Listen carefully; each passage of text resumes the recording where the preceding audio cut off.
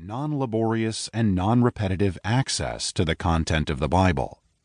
The messages of Scripture are easier to remember when we have specific terms to explain them.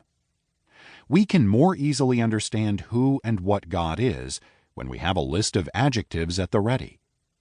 But none of our vocabularies comprehensively describe the divine. For instance, theologies that describe a God who knows everything that happens, is at every place at the same time, is constant and unchanging, and does not ultimately have material form, describe a God that is very different from the kind of God who inhabits many parts of the Old Testament. On the other hand, theologies that picture a God who is constantly changing and developing don't seem to match the vision of Hebrews chapter 13, verse 8, which pictures Christ as the same yesterday and today and forever. As beneficial as theological vocabularies are, they also hem us in and constrain our capacity for imaginative thought. The act of defining God necessarily states what God isn't. It draws a boundary around the ideas that are permissible for us to have about the divine. This was one of the reasons early theologians compiled lists of attributes for God, to prevent the pious from becoming heretics. Theological terms form protective walls that keep our thoughts within prescribed limits. Perhaps in some ways this is good, but an unintended consequence is that our theological constructs often prevent us from reading Scripture well. Theological vocabularies can become thin and ill-fitting when they meet certain passages. The Bible becomes for us a dead space, like the brindled moor to outsiders. We mine the Old Testament for principles and truths, but fail to wrestle with its stories. We eschew its complicated and multi-textured presentation of God in favor of more uniform understandings. Ancient authors embedded certain ideas about God in the pages of the Old Testament that we are not able to see.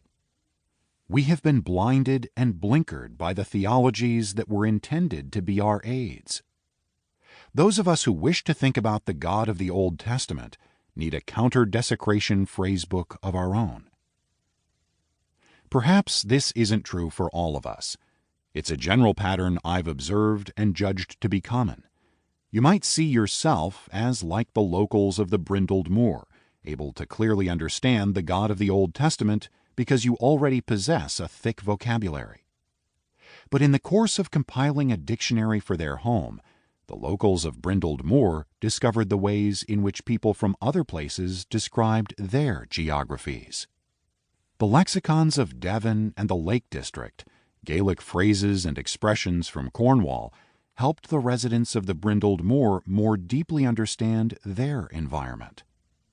As expansive as our dictionaries might be, there are always more words to learn.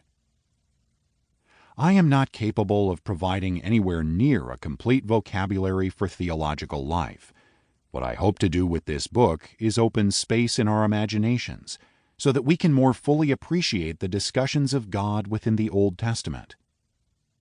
This book is not a glossary per se. It is rather a reflection upon some of the Old Testament passages that are typically regarded as anthropomorphic. In the course of listening to these reflections, I hope your vocabulary for God expands, becomes wider and richer. I've tried to read the anthropomorphic passages in the Bible straightforwardly, taking their depictions of God at face value, suppressing the urge to explain them away or harmonize them with other portions of Scripture that seem to say something different. I do this as an experiment.